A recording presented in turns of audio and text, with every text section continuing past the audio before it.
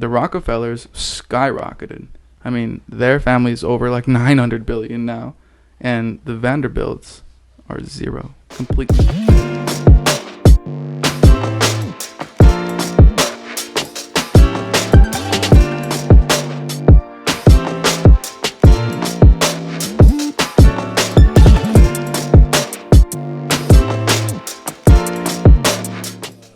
Yo, what up, world? It's your man Chaos on the MIC. This is the Financially Lit Podcast. I got my guy Nick G right here. How y'all doing today? I see a lot of people go broke when they inherit money or they get money from their family. Yeah, happens a lot. And it's because How of... do we prevent that from happening? Yeah, well, it starts with financial literacy. A lack of financial literacy is what causes that. So teach your family, teach whoever you're giving it to what to do with it. Exactly. Teach them that money's a tool. That's all it is. Money sitting in a bank account is doing nothing. It's just sitting there. If it's just sitting in your bank account and not doing anything for you in a savings account, just collecting dust and like 0.002% interest, that's not a smart thing to do with that money. The bank's not letting it sit there. The bank's using it, and they're making 20, 40, 100% return on that money, on your money. And then they hypothecate it out 9 more times legally. It's modern money mechanics. That's how banks work. But so they understand that principle very well. They don't let money sit anywhere. Wealthy don't let money sit anywhere. So you don't need to let money sit anywhere either. But to your point, the Vanderbilts were really, really wealthy. I mean, you had the Rockefellers and the Vanderbilts. They were both families were worth like over $300 billion or something like that. And the Rockefellers, 9 generations later, is about where we are today. We see where the two families are at. The Rockefellers skyrocketed. I mean, their family's over like 900 billion now, and the Vanderbilts are zero, completely bankrupt. Wow. They have no wealth. Over $300 billion, the family. Old man Vanderbilt left the sons, and then the sons inherited this money. They had no financial literacy. They didn't use it as a tool. They just spent the money that they got frivolously, not on assets that created cash flow, not in proper jurisdictions to avoid taxation. None of these financially literate things that are available. The old man Vanderbilt didn't teach those things to his sons, and if he did, then they did not teach them to their sons, who didn't teach them to their sons. And somewhere along the line, this message got lost. And because it got lost, no one had any financial literacy.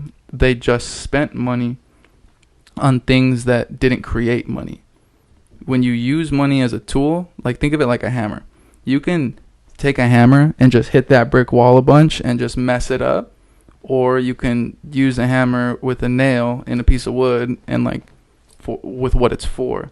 That's a tool that you can do a lot of damage with. Right, exactly. So just because you have money doesn't mean you're using it properly. There's the best way to use that tool. There's something called the cost of money. And opportunity cost, what you could do with that money, things like that.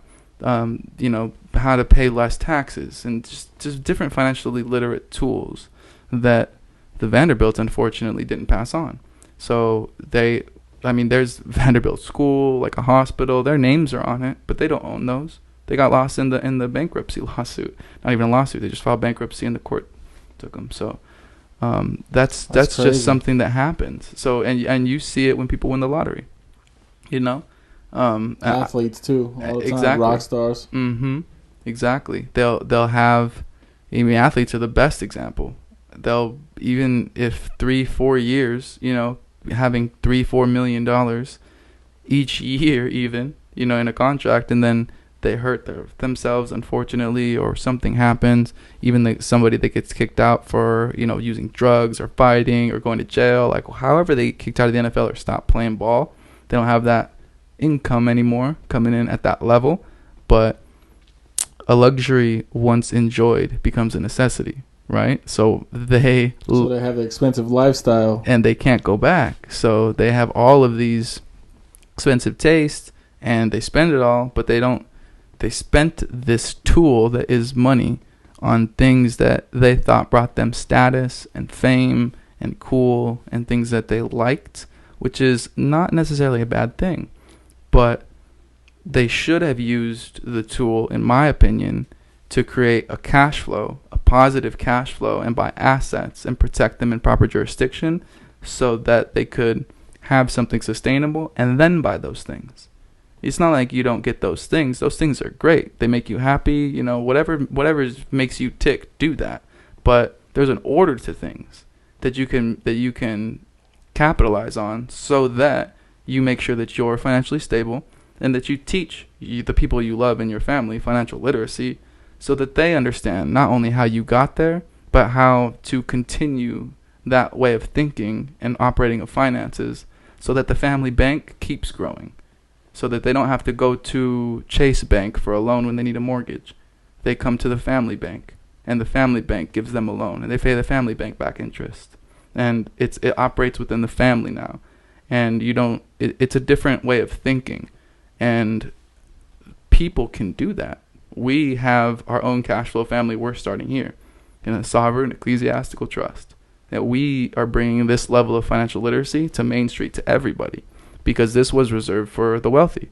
I mean, the Rockefellers, they literally have a whole team of tax people, accountants, lawyers, bankers, insurance agents, a team, maybe 12, 15 people that when they have a meeting about their finances, they sit down and they go over every aspect of their finances and figure out how they're going to kill it and make money, because that's their job. They come at it as this. It's just a different mindset. It's a different level, right? But most people can't afford that. They don't have that type of literacy to know that that's the way that you should approach finance.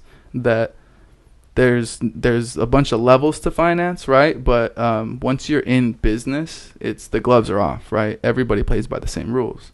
So it's your ability to maximize on those rules at the best possible. It's going to make you get ahead of your competition, right? So just in the world of in finance, in your personal finance, you need to have a team of people that show you the way, because you don't really know everything. That's why businesses hire a CPA. You know, the business owner is good at making shirts, for example.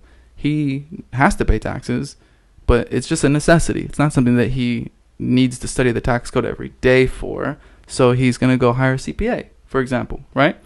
But if he wanted to scale that business to, instead of being like a small business, but like a big business, 500 employees or more, what he's going to need, because he's playing the game of the same shirt company that's at 500 employees right now, right? They're both in the same market, but that guy doesn't have the resources to hire all those people, but those guys do.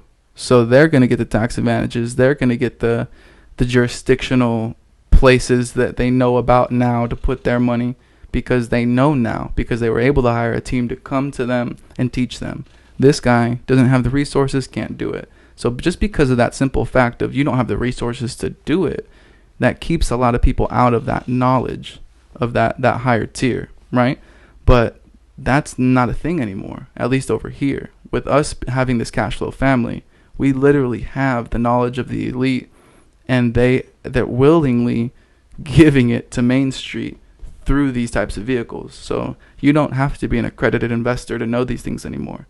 All you have to do is literally tune in, open an IVA account, become a member of the cash flow family, and start cash flowing with us. Start learning how this works.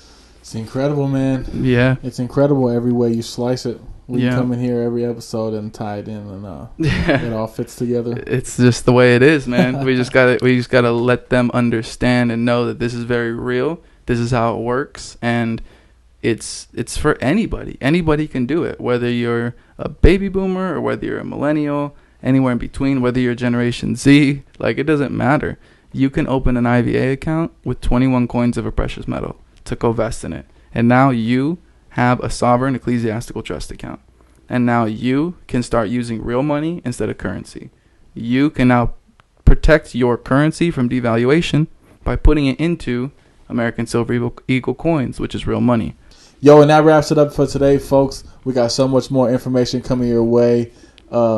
Make sure you guys stay safe in these crazy times. Till next time, y'all. We out.